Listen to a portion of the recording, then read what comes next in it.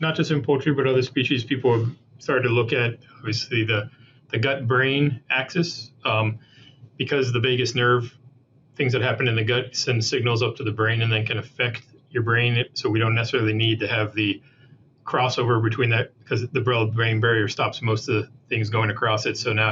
But now we know that there's another way that the signals can happen. So sometimes what's going on down there, either with the bacteria of the gut or things that we're feeding, those animals can actually send things and actually affect behavior and mood of animals.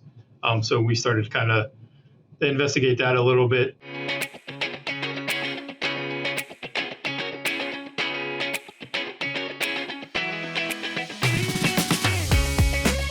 Welcome to another episode of the Poultry Nutrition Blackbelt Podcast. I'm your host today, Kelly Walmsley, and I'm joined by Dr. Greg Archer. Hey, Greg, how are you doing? Good. How are you doing today?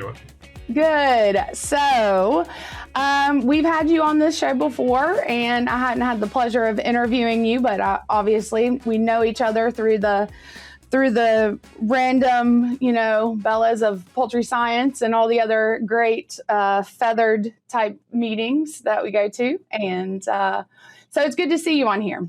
Yep. I appreciate you guys having me. And again, too. So can you kind of introduce us into what that pathway looks like and what the potential benefits could be? Yeah. So not just in poultry, but other species, people have started to look at, obviously, the gut-brain axis, because the vagus nerve, things that happen in the gut send signals up to the brain and then can affect your brain. So we don't necessarily need to have the crossover between that, because the blood-brain barrier stops most of the things going across it.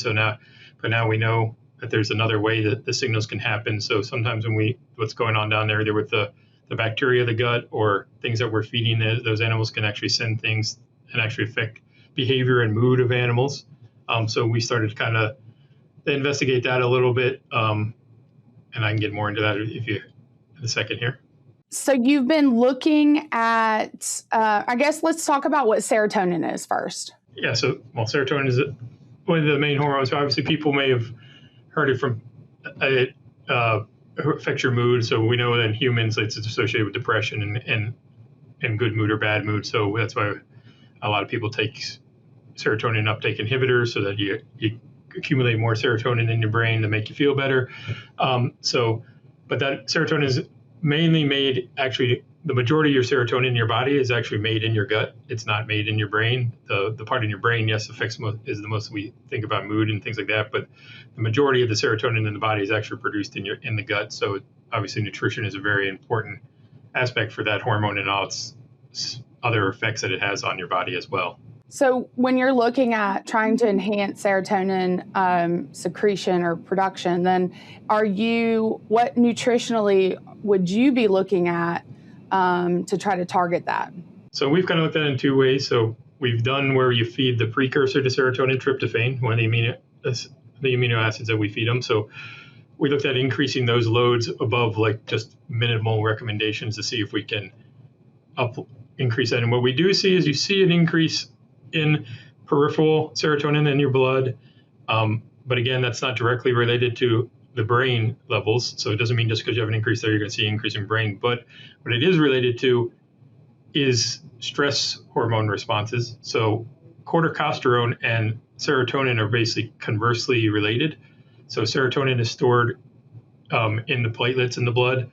So when you have high corticosterone, you have low serotonin in the circulating. So when you have low corticosterone, the platelets release the serotonin into the blood. So it's kind of another indicator of stress, but also it may be related. I think there's more research needs to be done to see how much, if you're increasing, if there is, again, stimulation of the vagus nerve and how much is going on. But the other thing that can happen nutritionally is there's been some research shown out there that if you feed probiotics of certain strains, that they may have a positive effect because they're producing their own tryptophan or serotonins, are making those available in the gut, which then right there locally is affecting that environment. And then you can have that artificially or being done by the cells themselves in the gut and not you having to feed extra tryptophan or serotonin and actually change those levels.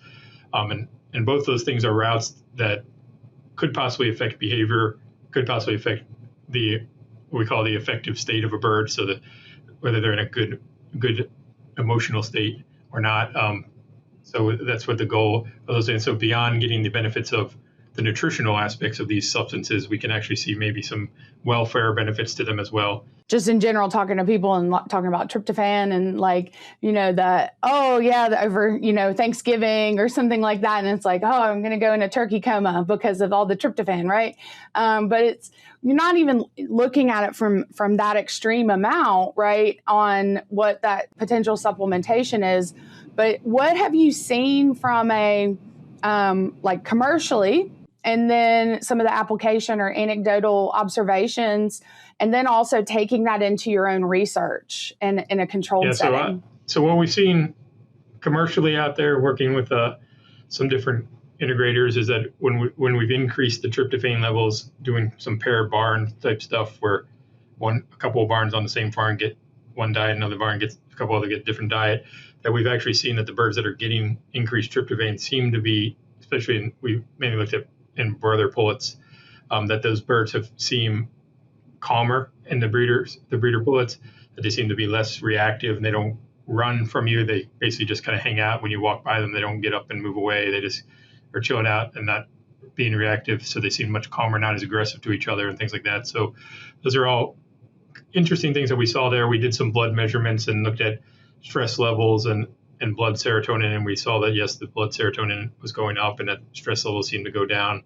and the birds that were being fed that. So kind of indicated, which made us come back, say, okay, let's take a step back. Let's look at, first we looked at that in those and similar birds and raised some more birds just in-house in smaller groups and did some behavioral measurements there where we had video measurements, and we also did some tests where I do a test we call it the inversion test. You catch them and you hold them up by their feet and you see how much they struggle kind of thing. We also have done tonic immobility, one of the most common fear tests in poultry.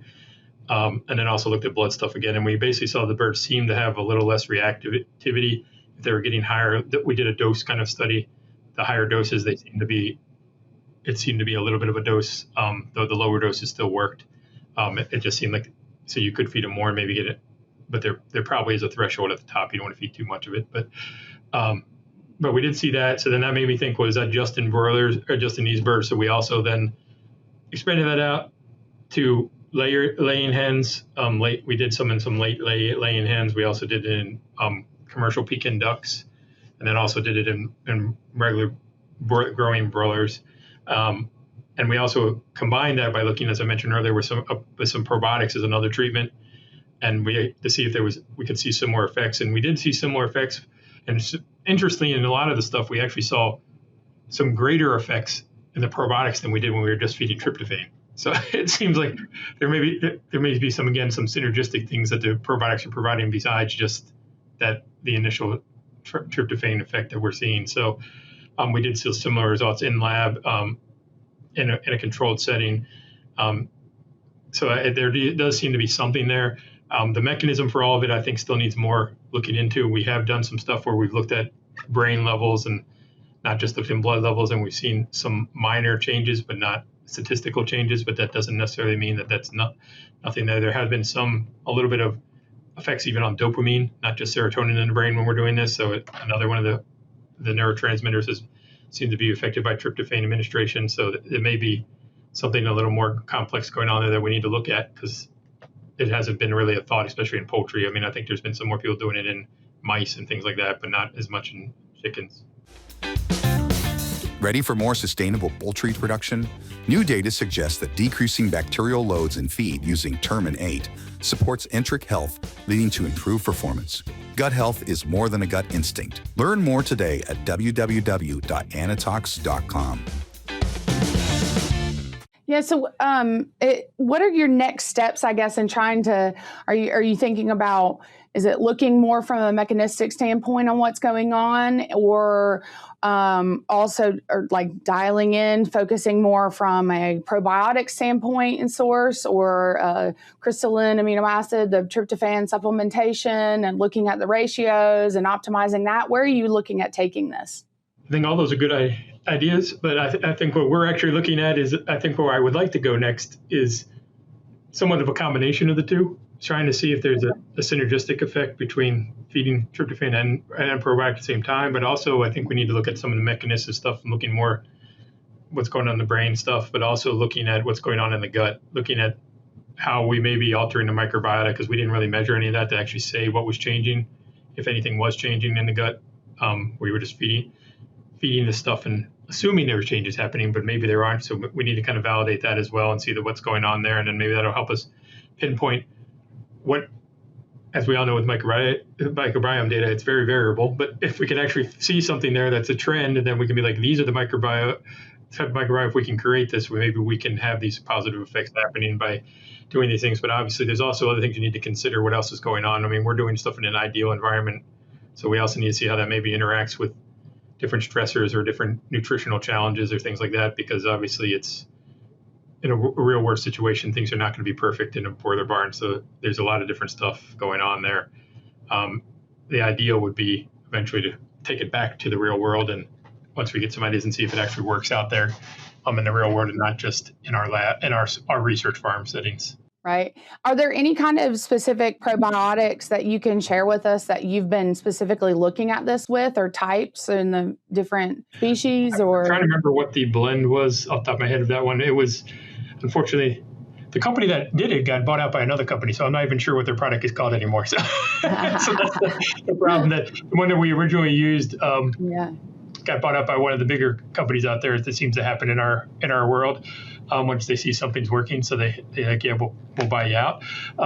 But yeah, so it's, I think there's different ones out there that could be it. But again, as we know with a lot of stuff, I don't think, my feeling about a lot of this stuff, and you nutritionists and other people may have a different feeling or maybe feel the same, is I think a lot of times we focus on one thing, and I think it's probably more likely the blends of things or small things are going to actually have better effects than just saying it's this strain or that strain. Because, I mean, naturally, they have certain strains that we want to predominate, but there may be some good to having variability of different things going on there, and maybe some more synergistic. Like I said, I think feeding probiotics with things like essential oils or other stuff may actually show additive benefits. I think you can get some more improvement of different things the more we figure out what's going to work. Because I don't think one thing alone. I mean, I've done lots of research for probiotics, and sometimes they work great, and sometimes nothing happens. So, yeah.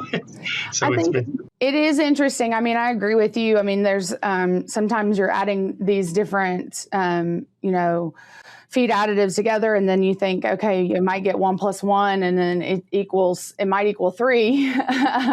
But sometimes it doesn't even equal 2.